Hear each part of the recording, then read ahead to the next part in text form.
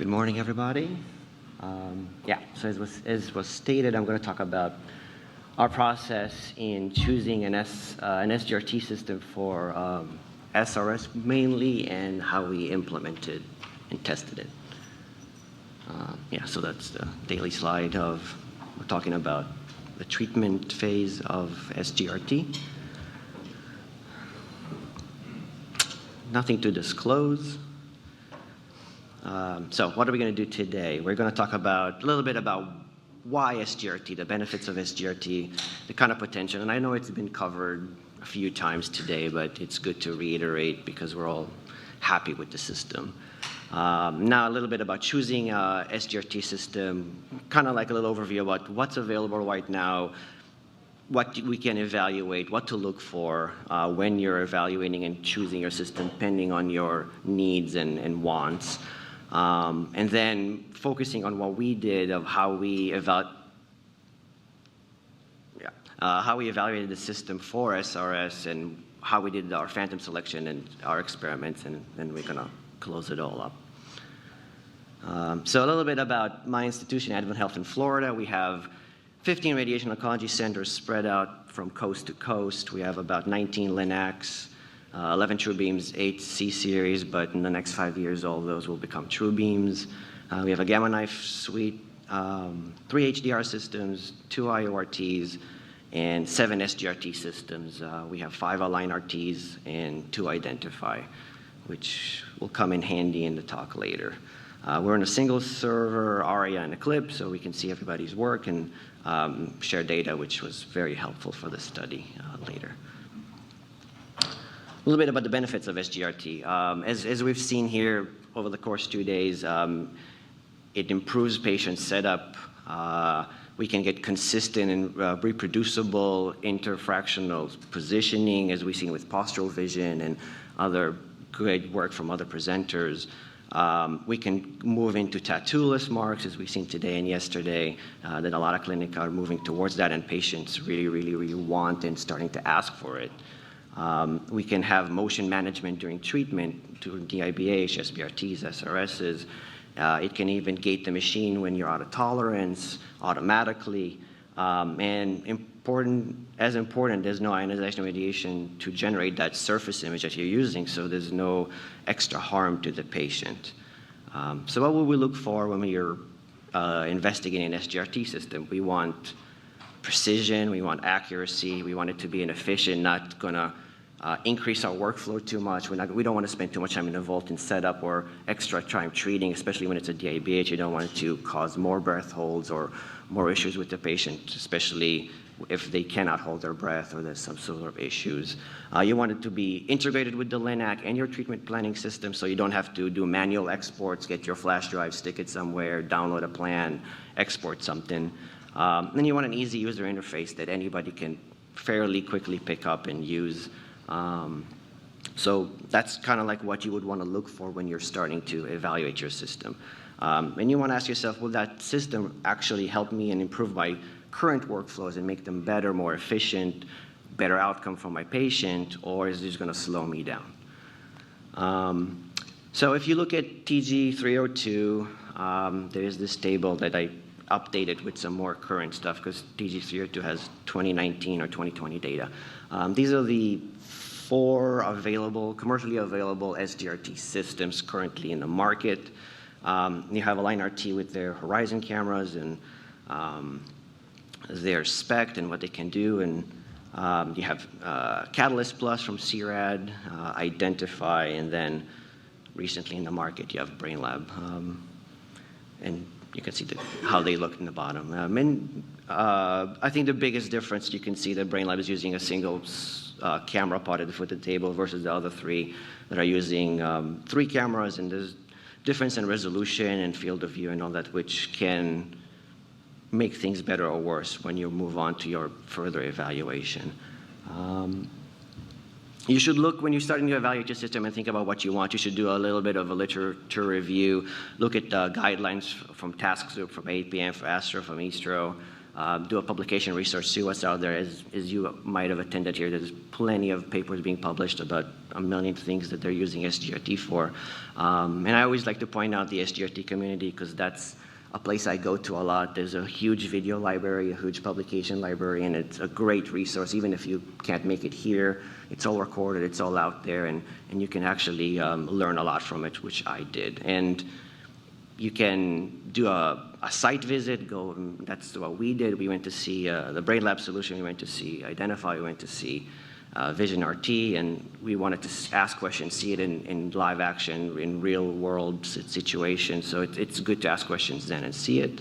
And if you're like us and you end up with 2 of those systems in your own backyard, then you can just do a comparison study and see which one kind of is better for your workflows. So our journey started in 2018 when we bought a TrueBeam with OSMS, and we started to use it for DIBH breasts, and quickly evolved to all breast patients and beyond. Somewhere in the middle there, we purchased TrueBeams when OSMS disappeared, and we started getting sneaky Identifies in. That's how we ended up with 2 Identify systems, and we were trying to match up our workflows from OSMS and Identify and see how they could work together. We introduced SBRT in 2021 and then SRTs in 2022. And we have some clinics in our system that are actually tattoo-less and use it for every fraction on their Align RT system. With radial surgery, since we have a gamma knife, we kind of divide our patient load in a certain way where a lot of single fraction brain tumors and functional tumors go to the gamma knife, and the fractionated brain tumors come to the LINAC, and we're trying to find that balance still of who goes where and who can we treat how. And it's a power struggle sometimes, but we've kind of made it work. So when we evaluated our system, we wanted to look at equipment that we need to get, equipment that we already have, what can we use. We did our literature review, talk to other users and see if they have any tips or concerns or issues, looked at publications, and then we did the internal study.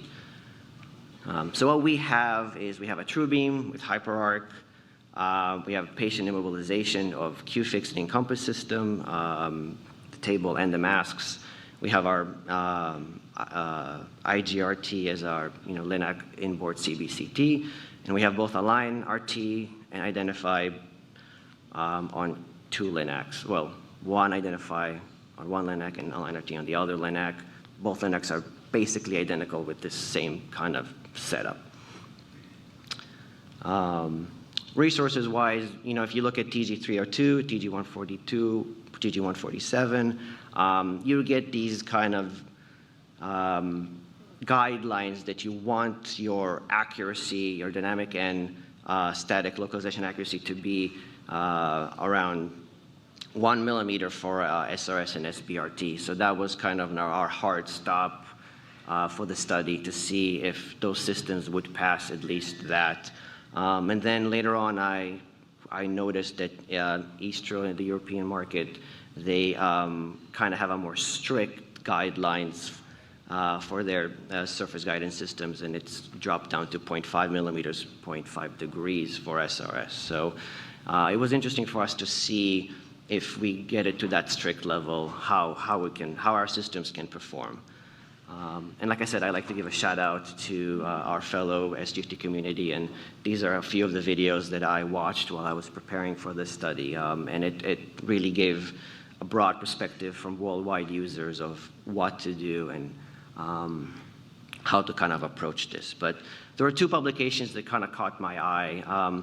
The first one is by Covington from UAB, and they came up with a low-cost method to assess the performance of surface-guided imaging at non-zero couch angles. He actually spoke about this at the SGRT meeting in 2019, and so the video is out there if you want to watch it. And they had a method of taking this styrofoam head and inserting BBs in it and taking MV images at different couch angles and comparing it to your SGRT shifts. And they were able to calculate a residual error and a magnitude, and kind of shows how accurate the system can be at non-coplanar angles. So I like that idea.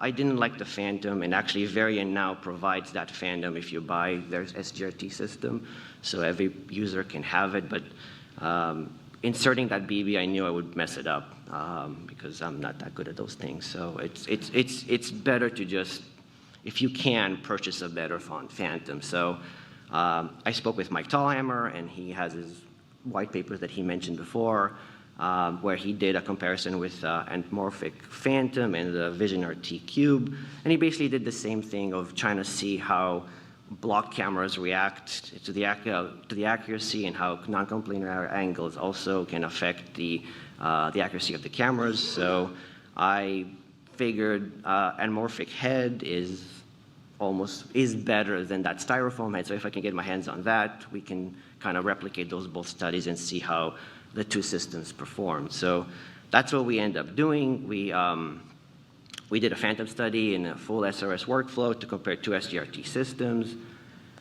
We picked the Max HD Phantom from, I guess now it's Standard Imaging, because it has all these internal structures that mimic real internal head structures, so you can align your CBCT better. It has a Winston Lutz cube that you can insert in, so you can do your Winston Lutz, your alignment, everything with just one Phantom without taking it off and on the table. So that was awesome. I put him in a mask, scanned him the way we would do any kind of SRS treatment, and built a plan with non-coplanar angles from 90 to 270, and just made sure there's an MV at each couch stop, so I can take that and measure the shifts. And drew the ROI just like they're teaching you out there in that ROI demo to do. So if you get a chance, go do that before the end of the day. Calibration, I did exactly what we would do if it was a real patient. We would run ISOCAL that morning to make sure the IGRT works. Did the proper SGRT calibration up to the manufacturer, whether it's Align RT or Identify. We put it at the ISO, to line it up to BBs, took the CBCT to make sure it's all lined up, and we captured a reference surface and then started the fake treatment. We created a treatment plan with 7 couch angles with gantry at 0, and took MV at each couch angle, and recorded the shift from reference image, and at the same time we took the SGRT deltas that were visible and compared the two. We also did a second run with one blocked camera. So we would block one camera, do that again, and then block the other camera, do that again, just to compare to see how because when you're going to do arcs with SRS, you're going to block at least the camera at some point. So we wanted to see how the ROI and the deltas will deteriorate as you do that. So to calculate that SGRT error, it's pretty simple. You basically take the difference between your MV deltas and SGRT deltas, and your residual error is your root mean square of the lateral and longitudinal position, because from the MV, that's the only information you get. You can't get any vert or anything else. You can plot your SGRT error on X and Y direction, and for each couch angle, and you can kind of calculate the smallest circle that encloses all points, and you can find that diameter, and that could be the number that you can report. And you can even take your residual error and calculate it as a function of couch angle. So a little bit of the results. This is the Align RT results. There is the SGRT error, and I don't know if you can see on the screen, but it's about 0.3 millimeters for an open cameras with no obstructions, and it was about 0.5 for with camera obstructions. So while I was doing this study, we got upgraded from Identify 2.2 to 2.3. So it was curious for me to see if they made any changes in any other resolution, and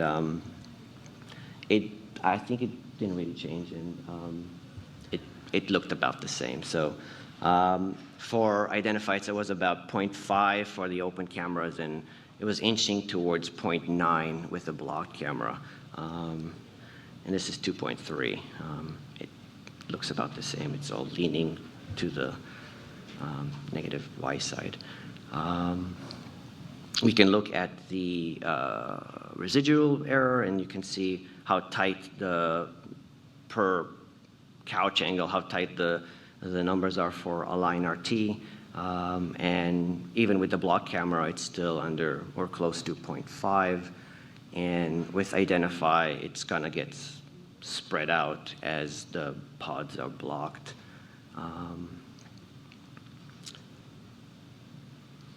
And I guess I made a combined slide so you could see how they're overlaying between the latest version of Identify and Align RT. So in conclusion, we found Align RT to be, had a smaller SGRT error and smaller residual error with open and blocked camera pods. Align RT was compliant with both TG203, TG142, 147, and the Eastro guidelines, even with camera obstruction, while Identify did not pass the rigorous Eastro guidelines. I'd like to acknowledge my colleagues, Gabriel Candelari and Amit Saini, for helping me gather some study, and Ben Waghorn from Vision RT for answering all my crazy questions, and I'll take some questions.